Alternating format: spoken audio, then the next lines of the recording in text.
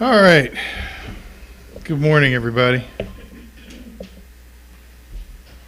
Ooh, everybody's sleepy today. Good morning. Hey, here we go. So we'll go ahead. We're going to lesson 9 today. Just let everybody know, but we're going to go ahead and start with a prayer, and then we'll jump into it. So let's pray. Dear Lord, thank you for the opportunity for us to come together again to study your word in Ephesians. Help us to think about what's being put in front of us and dig into it and get something out of it to help us be better Christians. Thank you for your son Jesus. In his name we pray. Amen. All right. Lesson 9, the new Adam. Ephesians 4:17 through 32. So I'll go ahead and read 17 through 32, and then we'll go ahead and start digging in. All right. This I say, therefore, and testify in the Lord, that you should no longer walk as the rest of the Gentiles walk, in the futility of their mind, having their understanding darkened, being alienated from the life of God because of the ignorance that is in them, because of the blindness of their heart, who being past feeling have given themselves over to lewdness, to work all uncleanness with greediness. But you have not so learned Christ, if indeed you have heard him and have been taught by him as the truth is in Jesus, that you put off concerning your former conduct the old man which grows corrupt according to the deceitful lusts, and be renewed in the spirit of your mind, and that you put on the new man, which was created according to God in true righteousness and holiness. Therefore, putting away lying, let each one of you speak truth with his neighbor, for we are members of one another. Be angry and do not sin. Do not let the sun go down on your wrath, nor give place to the devil. Let him who stole steal no longer, but rather let him labor, working with his hands what is good, that he may have something to give him who has need. Let no corrupt word proceed out of your mouth, but what is good for necessary edification, that it may impart grace to the hearers. And do not grieve the Holy Spirit of God, by whom you are sealed for the day of redemption. Let all bitterness, wrath, anger, clamor, and evil speaking be put away from you with all malice. And be kind to one another, tenderhearted, forgiving one another, even as God in Christ forgave you. All right. Thoughts so far before we dig into the lesson text? Anything? Nope. All right, cool.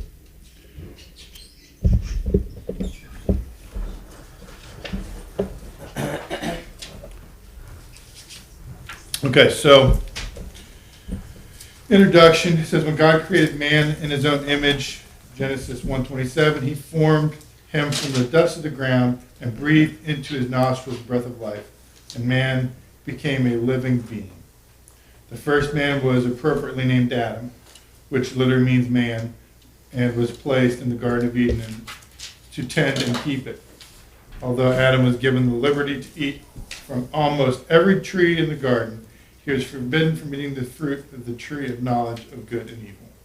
Nevertheless, Adam joined Eve, the woman God made from his side, in eating the forbidden fruit, thus opening the door for sin to enter God's previously perfect world. Paul drew the comparison between Adam and Jesus in his letter to the Romans. He wrote, therefore, as though one man's offense judgment came to all men, resulting in condemnation, even so, through one man's righteous act, the free gift came to all men, resulting in justification of life. For as by one man's disobedience many were made sinners, also by one man's obedience, many will be made righteous. Romans 5:18-19. Jesus' death on the cross makes it possible for us to be forgiven for the sins we commit when we follow Adam's example.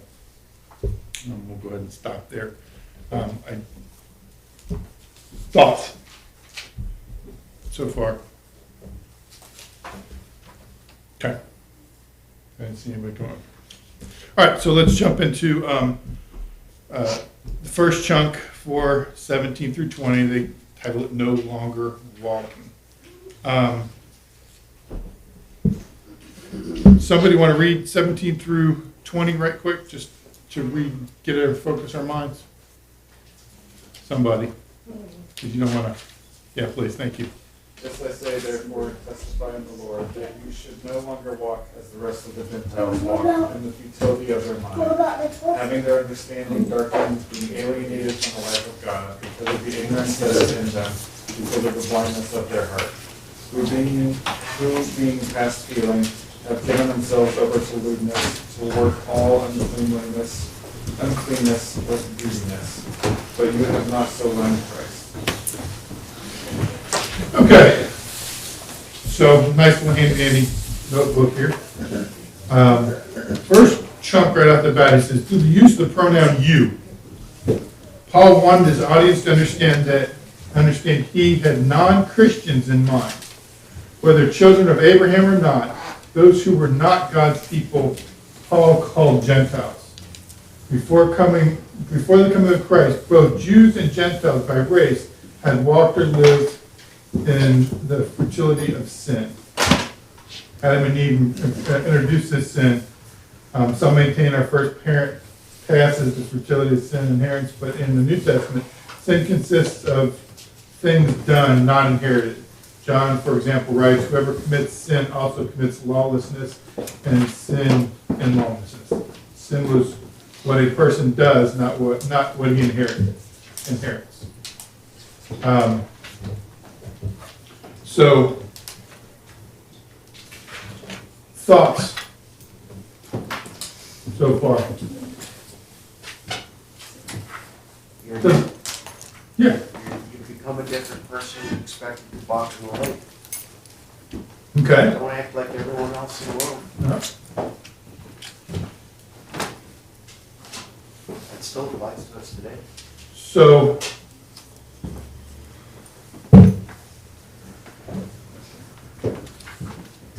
agreed. So,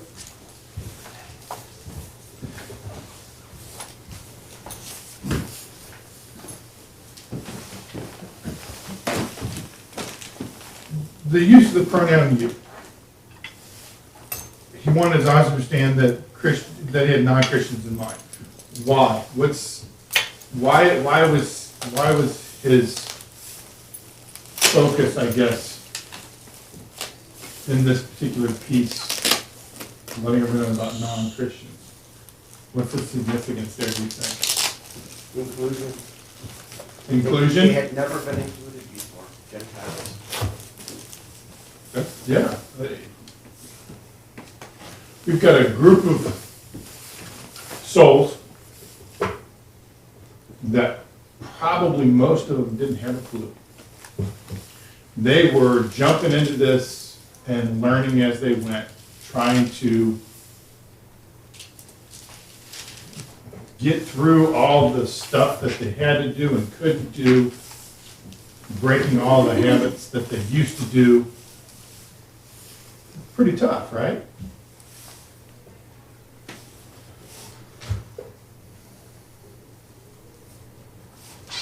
Is it possible, maybe you think, that by talking to the group but focusing on new Christians, what effect should that have on not necessarily non-new Christians, but maybe those who have a little more experience in how to be and follow God? I mean, obviously everybody's a new Christian technically in this time frame, but there are those that have a little more experience maybe when it comes to that type of focus. Does that make sense?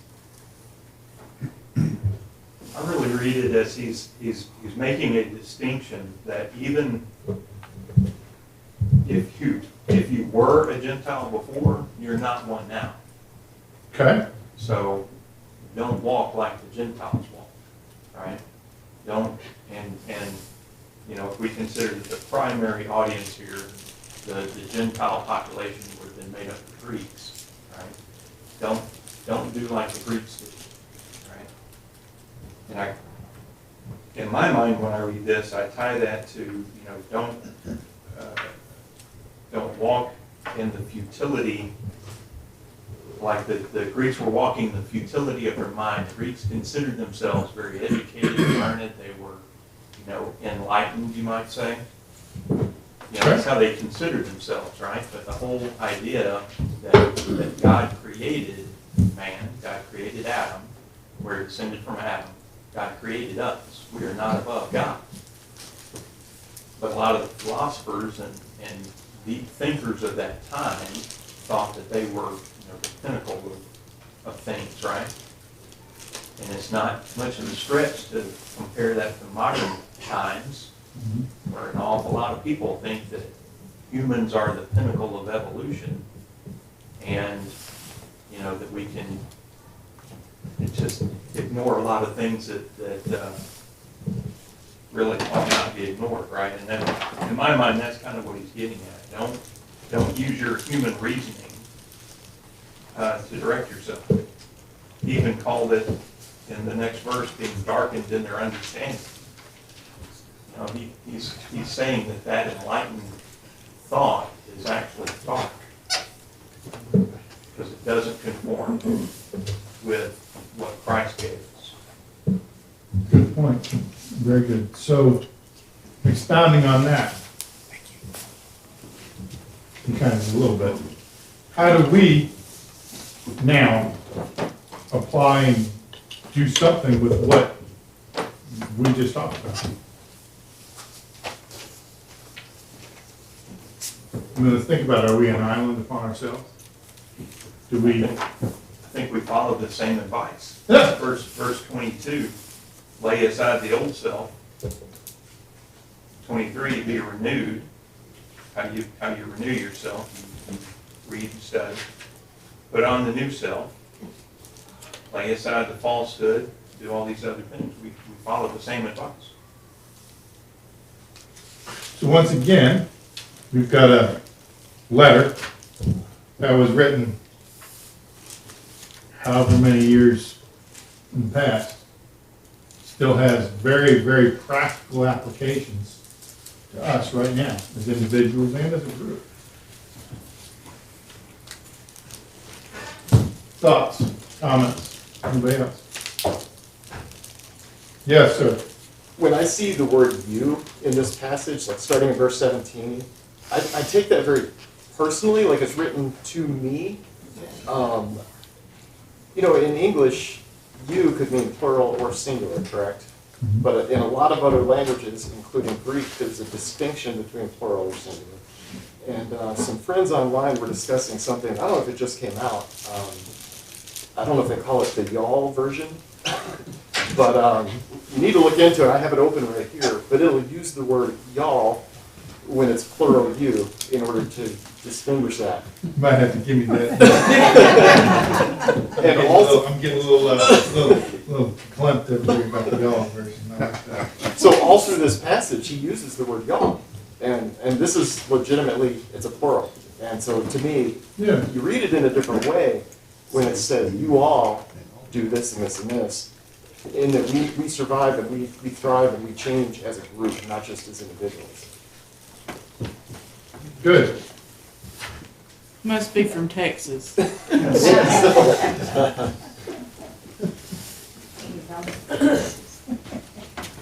other thoughts about the no longer walking section? The y'all section, we'll call it.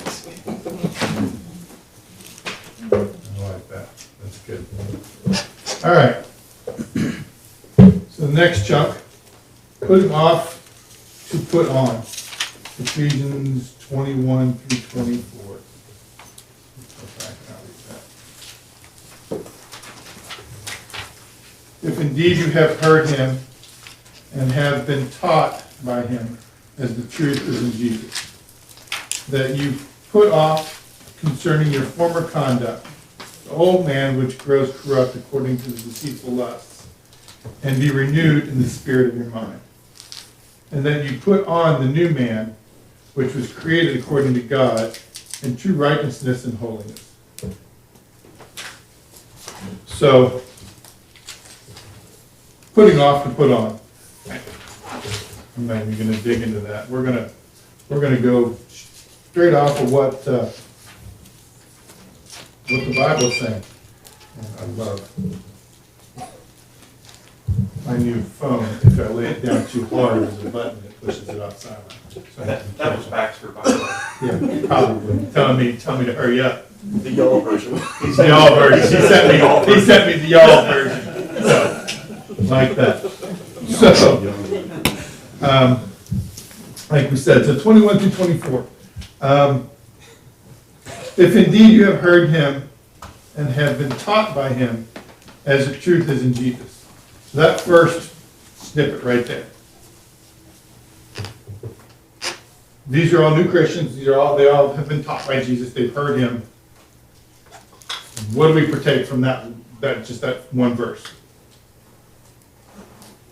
One key thing. Anybody? Tell them to think about it. Truth is in Jesus. Truth is in Jesus. You know, that's in contrast, you know, with the two verses ahead, you know, talking about how the Gentiles have become callous, they've given themselves over to sensuality, to the practice of every kind of impurity, greediness. He says, but you did not learn Christ in this way. You didn't learn it from, you know, from a selfish point of view, or from a sense of impurity. But in 21, if you've heard him and been taught in him, you know that the truth is in Jesus. Agreed. So he's told them, this is what you were. This is not what you've learned.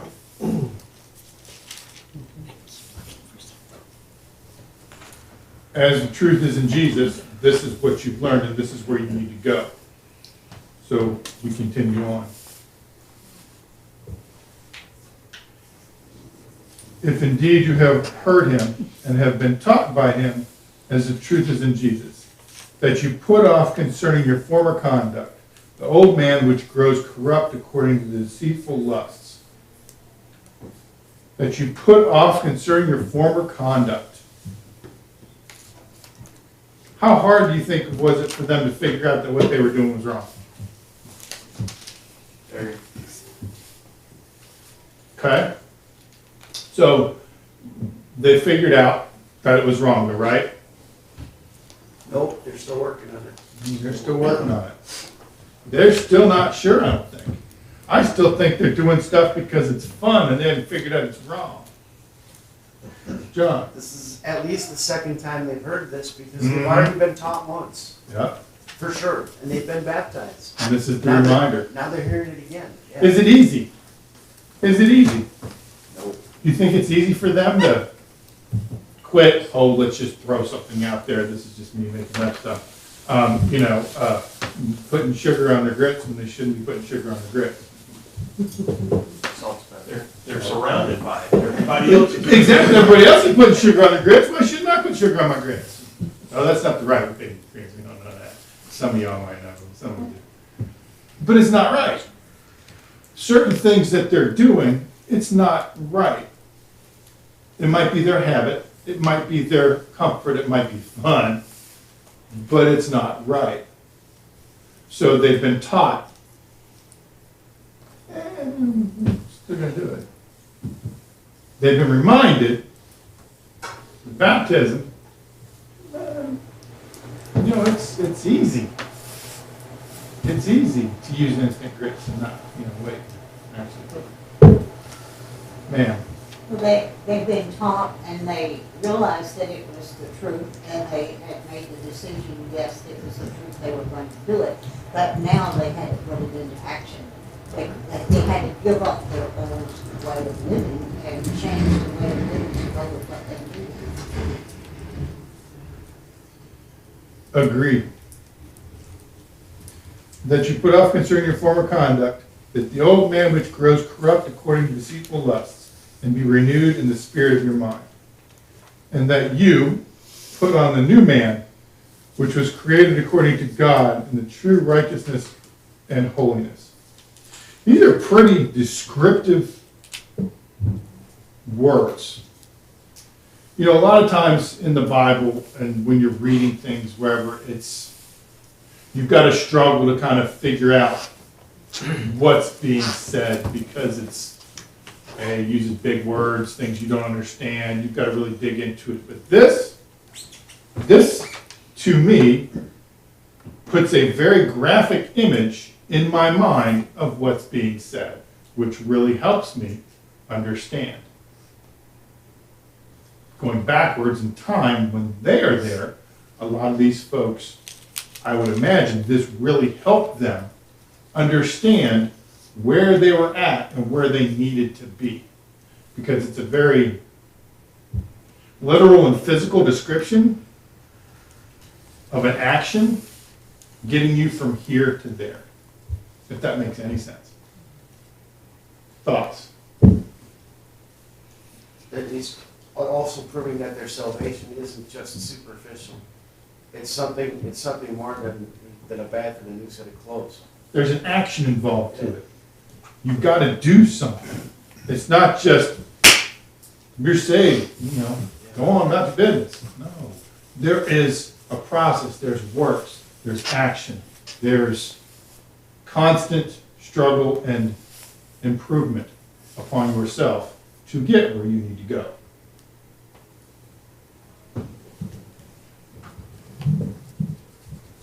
Let's see here. See if they say anything good.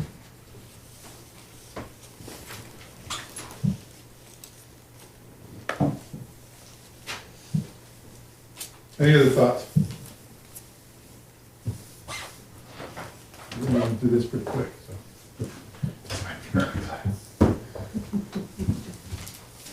Next chunk, living with others, Ephesians 4:25-32. Therefore, putting away lying, let each one of you speak truth with his neighbor, for we are members of one another. Be angry and do not sin.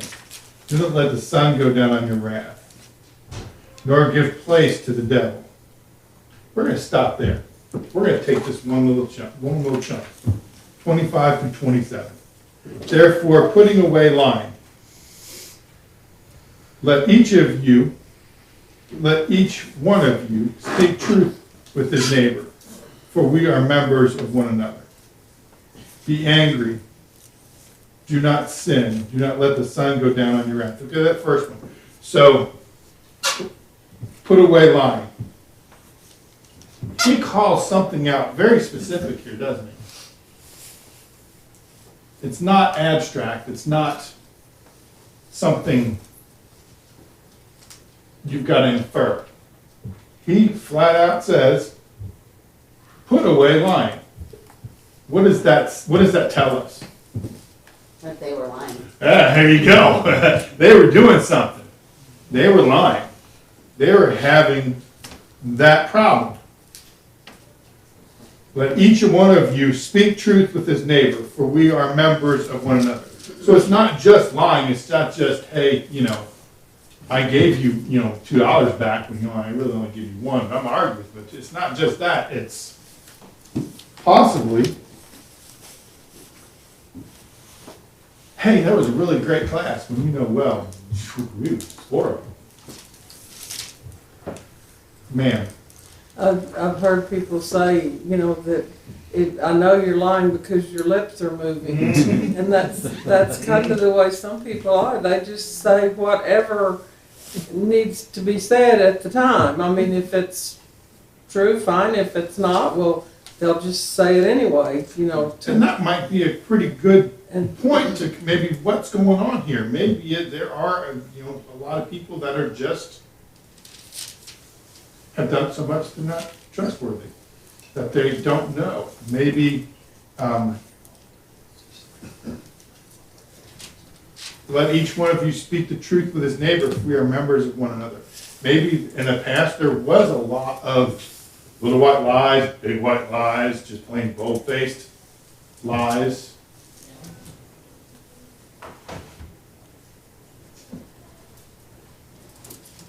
Something had to be happening because he called it out. Thoughts?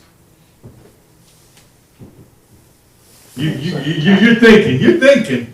This, I can't help but remember something that a wise fellow told me a long time ago. He said, some people would rather climb a tree to tell a lie than to stand on the ground and just tell the truth. You know, some people are just kind of wired that way, that they would rather tell you a tall tale or some, you know, far-fetched thing, even if it's more difficult than just stating the truth, you know. this comment at the end of that verse about we are members of one another, sounds like they are specifically lying to each other as members of the Lord's body, that within the church, they were not being honest with each other. Mm-hmm. That's true. Bill, you had your hand up. Well, some of these things that we get ourselves into is because of the environment we live in and the friends we have made. And that can tend to influence our mind. Okay. In the book of Acts, in the fifth chapter, it talks about Ananias and Sapphira who lied about the truth on their selling a piece of property. Well, in chapter 5, verses 3 through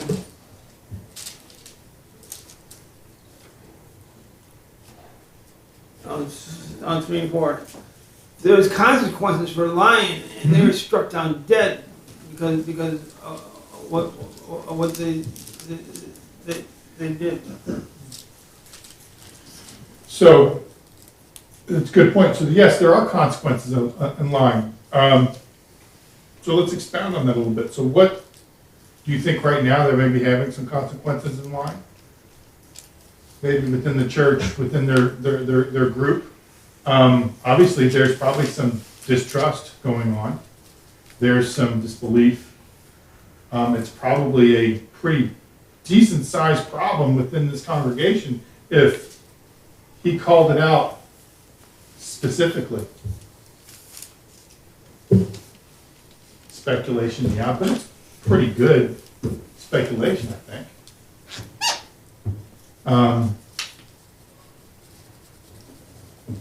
Well, if people don't tell the truth, it's hard to have any kind of relationship with them, because you never know, you know, what if they say they're gonna do something, whether they're gonna do it or not, or it's just really hard to have a relationship with someone that's not truthful. So, it seems to me, just by the conversations that we're having here, this is a pretty big impacting problem within a congregation, whether it's past, present, future. This type of lying, whether it's, you know, bold-faced or little white lies or whatever, it's not a productive or positive thing to have within the congregation. We can pretty much agree on that, right? All right, so it's been called out. Next question is, how easy do you think that is to change? If they've been doing it so long, it's almost natural probably for some folks. It's probably a big, difficult thing to deal with. Now you've got Paul coming from outside. He saw it. That's pretty big. Do you think that this is the last time they're going to hear about this issue?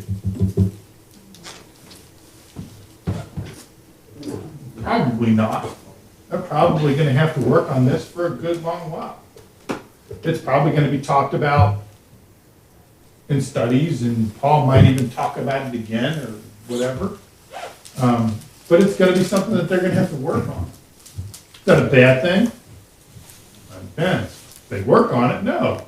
If they forget about it, it'd be a problem. How do you think they're reacting right now to this particular phrase, calling them out as a group? This isn't, Esmeralda and Joe Snuffy, y'all are liars. No, this is y'all. I'm going back to this is the y'all. This is impacting everybody. In a perfect world, they're all using inner reflection and saying, is it me? It's my fault. Am I the one committing this sin? But in reality, everybody's going, it's not me. It wasn't me. I didn't do it. There's no reflection going on. They're not looking at themselves. And yet it's them. They need to do that first step. They need to look inside. Agreed. And I think the way that he's calling it out as y'all allows for them to do the inner work and self-reflect. Because if he was pointing out, you are lying, then there's immediate, wasn't me. Yeah. Right. But it's, I'm leaving. And when you say y'all, there can be a band together of, yeah, these are great words of wisdom. We're going to strive for this type feeling possibly. And hopefully with that self-reflection for each individual. I mean, that's the way I hear it when it's being No, agreed. Any other comments? Just think to John's point,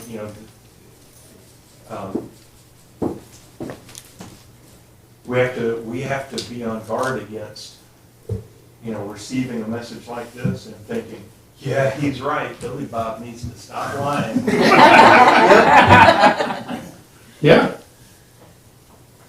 How important is it that we, as individuals, reflect as individuals for the good of the group and for the good of us? It's vital. That's, to Sarah's point, you have to try to internalize it. Good. Any other comments? All right, next chunk. This is a good one, y'all. This one hits home. So, be angry. So, right off the bat, he says, be angry. And do not sin. Why do you think he didn't say, don't be angry and don't sin? That kind of makes more sense, right?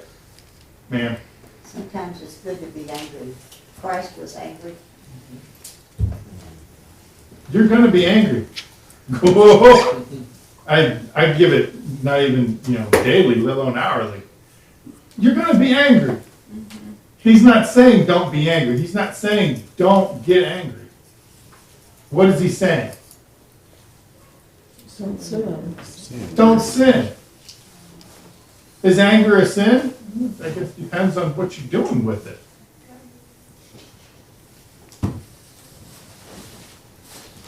Be angry and do not sin. Do not let the sun go down on your wrath. What's that mean? That's one of those philosophical things.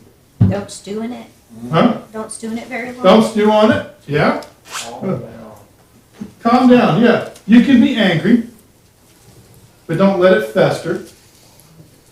Deal with it. Deal with it and get over it and move on.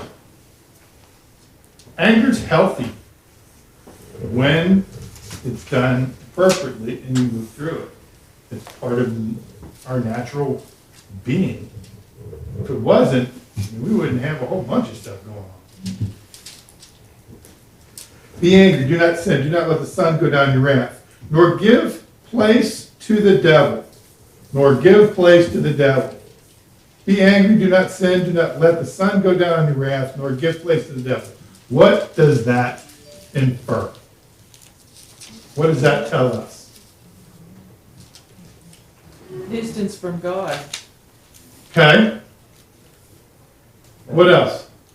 That anger opens a door. Distance from God, anger opens a door, and it lets something in that don't need to be there. We're allowed to get angry, but we're not allowed to sin. Anger will lead to sin. I can prove that. Get a little up. I'll get mad and I'll do something dumb. If I don't deal with it, I let it sit, something else is going to come in. We all know what that something else is. And it's going to cause us to sin. Be angry, do not sin. Do not let the sun go down on your wrath, nor give place to the devil. If we get angry, which we're going to get angry, but we don't deal with that anger, we don't let that anger go, we don't rectify it, we let it sit within us and fester, it will create a place for the devil to come in and cause us to sin, to do bad things, to say bad things. Whether it's, I'm going to run you over with my car, or I'm going to say I'm going to run you over with my car. They're both wrong, because one has a little bit more implications, but still, both wrong. Both have a spot where the devil has come in and made you do something you probably would not have done. Whether it's vroom vroom or just talking about it.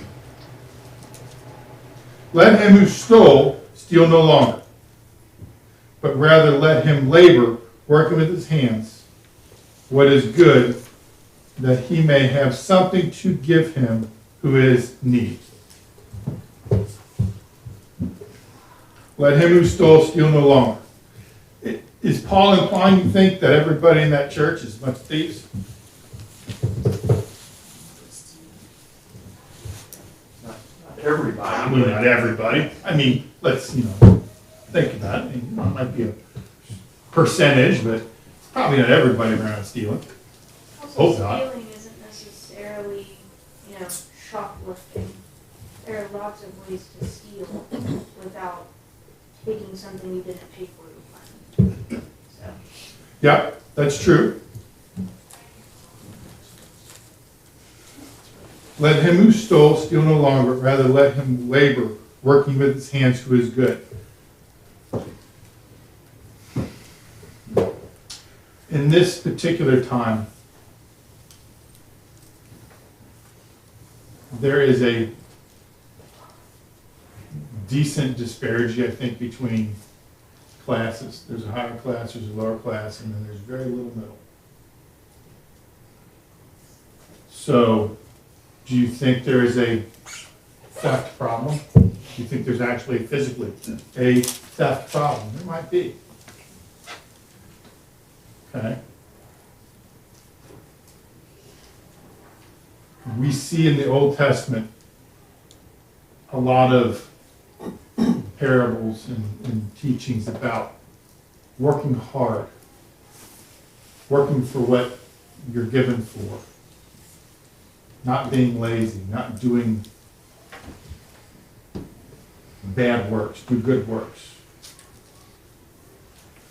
Is it possible that this just expounds on that and is in reminding them that you shouldn't be stealing? Let's just call it face value. You shouldn't be stealing. If you are stealing, you should stop. You should be working with your hands what is good, that he may have something to give to those who have need. You should be working. You should be toiling. You should be doing what you can so that you in turn can help others in need. Well, we a lot of times get ourselves in our own trap, and we may be doing something bad, but if somebody walks up to the, stop that now, I mean, that ain't gonna happen. It's gonna take some learning, it's gonna take some help from people that are in the right to show you the way. It's not gonna happen with a snap of a finger. All right, good point. Anybody else? Questions, comments, ma'am? I think this verse gives us the teaching to be givers, not takers, Yeah. basically, you know. John, did you? Yeah. You essentially have to do a root cause analysis. I mean, to those who don't understand it, you have to understand, you have to read through this lesson, think about it, try to understand where the problem is coming from potentially in your life, figure out a way to solve it or ask for assistance to get the proper resources to fix the problem, and then explain to everyone your solution. Let him who stole steal no longer, but rather let him labor, working with his hands what is good, that he may have something to give to him who has need. Baxter. The purpose of having a job is to share. By example or by physical giving. How important, how much of an impact is it on your children, on your grandchildren, when they see you working hard and giving? How much of an impact is it on our brothers and sisters in Christ when they see us working hard and giving, whether that's a nickel or $5,000? You're giving what you've got, and you're working hard to give it, and you're giving it to a cause. I take this as a mindset changer, physical as well as how they are.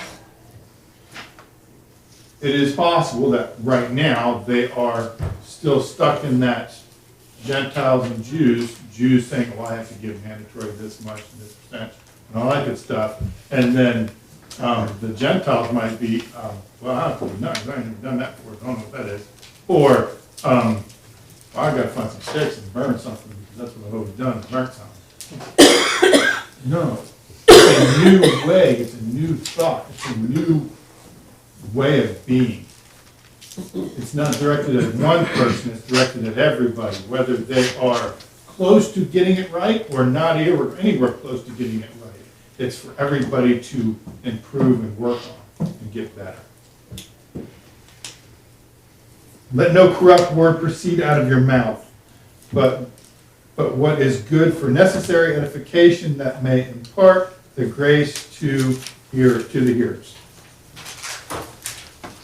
Oh, this is the old, if you can't say nothing nice, don't say nothing at all.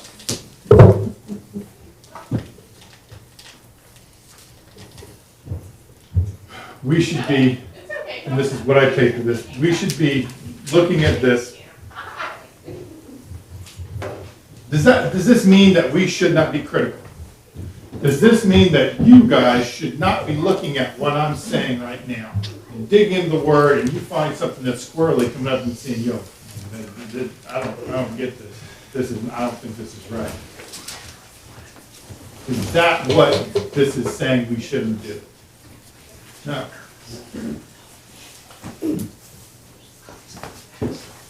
Let no corrupt word come out of your mouth. That's not corruption. That's your due diligence. That's your favor to me, making sure that I'm right and I'm not leading you astray or myself astray. But what is good for necessary edification, that it may impart grace to the hearers. It's our duties and our job to speak to each other in love and understanding to help us grow and become better Christians and better people. Is that all sunshine and kittens? No. I figured that out real quick. But the flip side of that coin is we, as the recipients, need to understand that something was seen and we have an opportunity to improve, to be better with God, towards God, and Christians. Questions? Comments?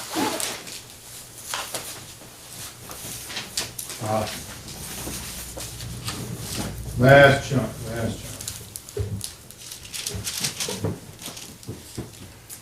And do not grieve the Holy Spirit of God, by whom you were sealed for the day of redemption. Let all bitterness, wrath, anger, clamor, and evil speaking be put away from you with all malice. Be kind to one another, tenderhearted, forgiving one another, even as God in Christ forgave you. This kind of sums up everything that was said and tells you how to deal with it in the end. What is it saying, folks? I think a lot of this is saying, wrapping all this back together is, there's a lot of, I guess, little meanings about stealing, not necessarily going and stealing fruit from a stall, but stealing other people's, I guess, abilities or their mindset to wanting to be in church, wanting to the faith and the correct word is you can, if you're out doing things, you're lying and saying like, oh yeah, I'm gonna go home and I'm gonna pray for 5 hours kind of thing, or do Bible study, but you're really, out in the club doing like our mind racing, drinking, doing those kind of stuff, so you're, other people are like, oh, this person's doing this, but I could be doing that. Now that mindset, again, we're talking about is getting corrupting, that corrupt word is getting around, and now they're straying further and further away. So it could be more of a, again, let me really repeat myself, but don't steal other people's ability to learn and have faith. So put that hard work in to improve yourself so you can help others improve and you can rid this from the problems they're having. Yeah. Be kind to one another, tenderhearted, forgiving to one another, even as God in Christ forgave you. Who is our ultimate example? Who are we striving to be like? Christ. One of my favorite sayings, yes, I am not Christ, but I'm trying. I'm under construction. I'm working on it. Is that just something we say? No. That's something we work towards. Everything we do is in love. Everything we say is in love, whether it's positive or constructive. It should not be negative. It should not be done in hate and spite. We build up, we don't tear down. Let's close in prayer. Dear Lord, thank you for this opportunity for us to dig into your word. It was a good lesson, I think. I think we got a lot from it. We appreciate you giving it to us. Help us to apply what we've learned. Help us to become better and do better. Thank you for your son, Jesus. In his name we pray. Amen.